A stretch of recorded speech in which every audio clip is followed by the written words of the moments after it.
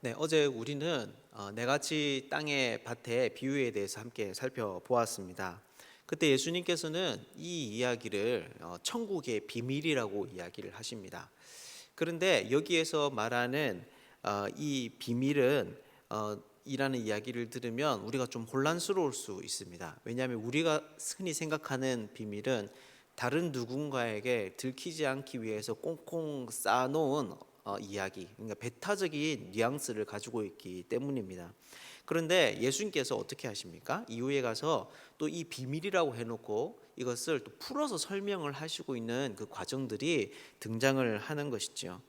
하지만 이때 원어를 좀 살펴보면 예수님께서 말씀하신 이 비밀은 우리가 생각하는 그런 비밀이 아니라는 것을 알 수 있습니다. 우리는 이제 이 비밀이 시크릿이라고 생각을 하는데 원어를 살펴보면 이게 아닌 것이죠. 여러분 그러면 이 단어는 여러분 어떤 단어일까요? 우리가 흔히 생각하는 미스테리라고 하는 말이 여기에 해당하는 말입니다. 쉽게 말하면 보아도 보지 못하고 듣기도 듣지 못한다라고 이야기하는 신비에 해당하는 말이 바로 여기에서 말하는 비밀이라는 것이죠. 그래서 예수님께서는 어떻게 말씀하십니까? 비유라는 방식을 통해서 하나님 나라에 대해서 우리에게 알려주십니다. 기존에 알고 있던 어떤 경험에 기대어서 우리가 쉽게 파악하지 못하는 대상을 이해할 수 있도록 설명해 주시는 것이죠. 그렇다면 예수님께서 말씀하시는 그 하나님의 나라는 여러분 어떤 것일까요? 오늘은 이것을 예수님께서 농사에 관한 두 가지 비유를 통해서 우리에게 말씀해 주십니다. 오늘은 이것에 대해서 함께 좀 살펴보도록 하겠습니다. 먼저 첫 번째 농사의 비유는 우리가 흔히 잘 알고 있는 네 가지 밭의 비유입니다. 즉 예수님께서는 이 네 가지 밭의 상태를 통해서 천국의 비밀을 우리에게 알려주십니다. 제일 첫 번째 밭이 어떤 밭입니까? 길가의 밭입니다. 어떤 사람이 씨를 뿌렸는데 그 씨가 길가에 떨어져 버린 것이죠.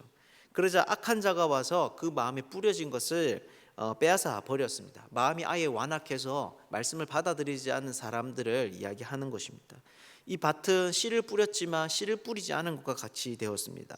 뿌리도 내리지 않고 그 어떤 잎사귀도 내지 못했습니다. 그러다가 두 번째 농부가 씨를 뿌리는데 이 씨는 이번에 돌밭에 떨어집니다. 이번에는 길가보다는 조금 사정이 나은 것 같습니다. 왜냐하면 어쨌든 밭에 떨어졌기 때문입니다. 그런데 그 결과가 어떻습니까? 바닥이 돌이다가 보니까 이 씨앗이 뿌리를 가지지 못합니다. 이것을 두고 마태는 환난이나 박해 같은 어려움이 생겼을 때 복음을 내팽겨 쳐버리는 사람이라고 이야기를 합니다. 그래서 끝까지 가지 못하고 중간에 넘어져 버리는 것이지요. 이 사람도 결실하지 못합니다. 세 번째 경우는 여러분 어떻습니까? 이번에는 이 씨가 가시떨기 사이에 떨어집니다. 이 세 가지 경우 중에서 제일 상태가 괜찮은 것 같습니다. 왜냐하면 뿌리도 내리고 잎사귀도 어느 정도 난 것처럼 보이기 때문입니다. 하지만 결국에는 여러분 어떻습니까? 열매를 맺지 못합니다. 결실하지 못했다고 이야기를 합니다. 왜냐하면 세상의 염려와 재물의 유혹이 그 마음을 장악해 버렸기 때문입니다. 그래서 그 씨앗이 자라기 위해서는 영양분이 필요한데 마음에 있는 모든 영양분들을 이런 유혹과 또 근심이 삼켜버리기 때문에 오히려 마음에서 자라게 되는 것은 가시와 같은 이런 부정적인 것들이시죠. 결국에는 말씀의 씨앗이 열매를 맺지 못하고 죽습니다. 하지만 네 번째 경우는 어떻습니까? 앞의 경우와 완전히 다릅니다. 네 번째 씨앗은 좋은 땅에 떨어집니다.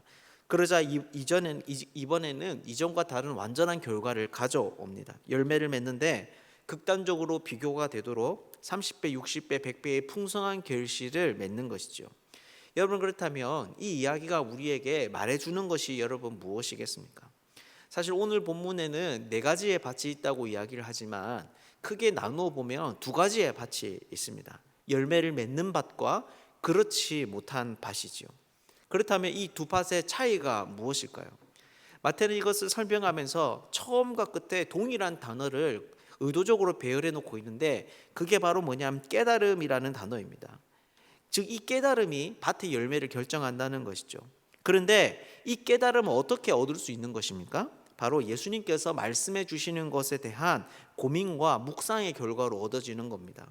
그분이 말씀을 하실 때 한 귀로 흘려 듣거나 아니면 그 당시에 들었을 때 감동이 있지만 그것을 그냥 삶에 대한 단순한 교훈 정도로 생각을 하는 것이 아니라 정말 생명이라고 붙잡고 이것이 삶의 실체라고 이해하고 그것을 살아내는 사람들 가운데 주어지는 것이 바로 이 깨달음인 것이죠. 그렇다면 이 비유에서 말하는 그 핵심이 무엇이겠습니까? 바로 하나님 나라에서는 예수님에 대한 태도가 우리 삶의 열매를 결정한다라고 하는 것입니다. 다시 말해서 그분을 우리의 말과 다르게 실제적으로 주님으로 인정하지 않는 사람들은 아무리 번지르한 말과 그럴듯한 경건의 모양을 갖추었다고 하더라도 결국에는 열매를 맺지 못하게 될 것이다 라고 하는 것이고, 그분을 참되게 주님으로 믿는 사람들은 환난과 핍박에도 또 세상의 유혹과 세상의 염려와 재물의 유혹에도 결국에는 풍성한 결실을 맺게 된다라고 하는 것이죠. 그래서 결국 이 이야기는 어떤 이야기입니까? 우리들로 하여금 자신의 영적인 상태를 돌아보게 합니다. 나는 과연 어떤 밭과 같은지, 그리고 그 문제의 가장 궁극적인 원인인 예수 그리스도에 대한 우리의 태도를 점검하게 하고 그분에 대한 재헌신을 우리에게 요구하는 이야기가 바로 이 이야기인 것이죠. 사랑하는 여러분, 하나님의 나라는 중간이 없습니다. 예수 그리스도를 참되게 섬기는 자는 풍성한 열매를 얻는데 풍성하게 열매를 얻지만 그렇지 못한 사람들은 환난이나 박해 앞에 또 세상의 염려와 재물의 유혹 앞에 넘어져서 있는 것까지도 다 빼앗기게 됩니다. 우리는 지금 어떤 상황에 있습니까? 우리가 다시 한 번 더 내가 믿는 그 예수님이 어떤 분인지를 깊이 생각할 수 있으면 좋겠습니다. 그리고 그분 앞에 대한 우리의 헌신과 또 우리의 열심을 점검할 수 있으면 좋겠습니다. 오늘날의 삶 가운데도 그 예수님과 함께 걸어서 풍성한 결실을 맺는 복된 사람들 되기를 주님의 이름으로 축복합니다. 한 가지 더 살펴보겠습니다. 이렇게 하나님의 나라는 가진 자가 더 풍성하게 되는 나라입니다. 그런데 이런 하나님의 나라는 우리로 하여금 한 가지 의문을 더 가지게 합니다. 왜냐하면 하나님의 나라가 이 땅 가운데 임했음에도 불구하고 우리가 살아가는 현실은 여전히 악이 존재하는 것처럼 보이기 때문입니다. 하나님이 임했는데, 하나님이 다스리시는데 어떻게 이 땅에 악이 존재할 수 있는가? 이것이 우리가 가질 수 있는 굉장히 중요한 질문 중에 하나다라고 하는 것이죠. 이것에 대해서 예수님은 이번에 가라지의 비유를 가지고 설명하십니다. 여러분, 이 가라지의 비유는 여러분 어떤 이야기입니까? 어떤 사람이 좋은 씨를 밭에 뿌렸습니다.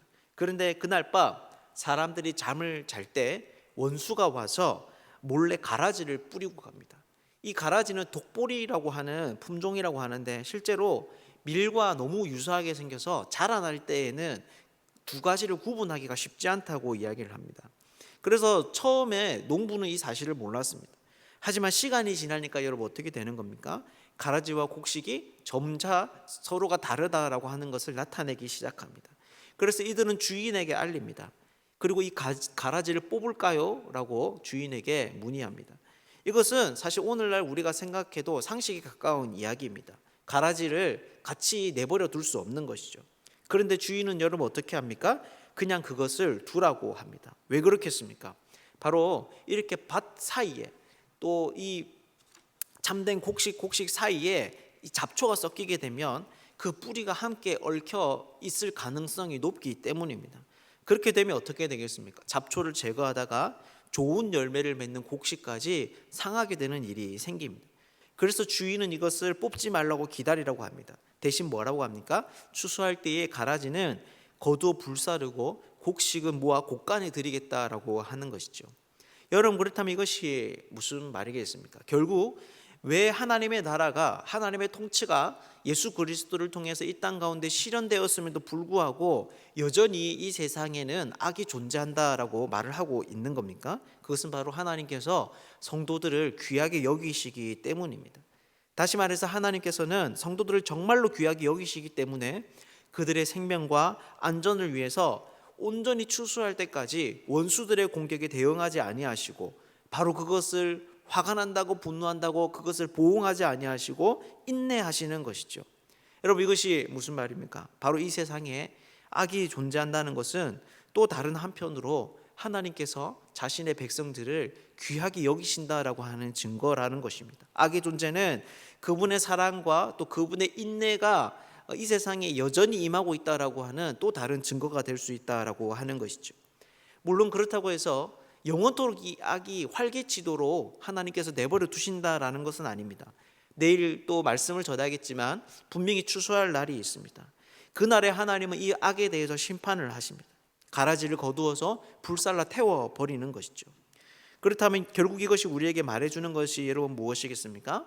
바로 하나님이 그러하시듯 우리도 이 악을 견딜 수 있어야 된다라는 것입니다. 당장 눈앞에 불필요하고 불법적으로 보이는 이 모든 문제들은 당장 해결하는 것이 능사가 아니라는 것이죠. 오히려 우리에게는 이것이 이 세상을 향한 또 하나님의 백성들을 향한 하나님의 또 다른 희생임을 알고 그분을 신뢰하고 자기에게 닥친 그 시간들을 믿음 안에서 인내하면서 보낼 수 있어야 된다라고 하는 것입니다. 그렇게 할 때 어떻게 되는 겁니까? 바로 우리가 온전히 자라날 수 있게 되는 것이죠. 그 악이 우리의 삶에서 제거되어서 우리가 상태가 괜찮아지는 것보다 우리의 인생이 이 악을 통해서 더 풍성한 열매를 거두는 존재로 자라나게 된다라고 하는 것입니다. 말씀을 맺겠습니다. 이렇게 오늘 본문은 이 땅에 임한 하나님의 나라가 어떤 것인지에 대해서 말해줍니다. 그 나라는 예수 그리스도를 참되게 영접할 때 수많은 풍성한 열매가 맺히는 나라이고 또 하나님의 방식으로 악이 다루어지는 나라입니다. 여러분 이것이 무슨 말입니까? 바로 하나님 나라의 주인은 하나님이시다라는 것입니다. 모든 것을 통제하시고 경영하시고 그 결과에 이르는 모든 것을 책임지시는 분이 하나님이신 것이 바로 하나님의 나라인 것이죠. 그렇다면 이것이 우리에게 의미하는 바가 여러분 무엇이겠습니까? 바로 하나님의 나라는 사람의 경험을 기반으로 한 예측과 욕심에서 나온 기대를 따라서 움직이지 않는다는 것입니다. 오직 이 나라는 하나님의 뜻대로 흘러가는 나라인 것이죠. 그렇게 이것이 무슨 말입니까? 말씀을 따라 우리의 삶을 이해하지 않을 때, 말씀을 따라 세상을 바라보려고 하지 않을 때 우리는 놀랄 수 있다는 것입니다. 두려움을 떨쳐버리지 못하고 말씀을 믿고 살아감에도 불구하고 막연하고 또 혼란스러울 수 있는 것이죠. 사랑하는 여러분, 여러분들은 어떻습니까? 정말 말씀이 여러분에게 눈이 되고 말씀이 여러분에게 실제가 되고 있습니까? 눈에 보이고 귀에 들리는 것이 이 세상의 현실이 아닙니다. 바로 하나님께서 이 세상을 다스리시고 통치하신다라고 하는 것이 정말 이 세상의 참된 현실인 것이죠. 우리가 이런 하나님의 백성으로 말씀을 따라서 세상을 대할 수 있는 사람들 되면 좋겠습니다.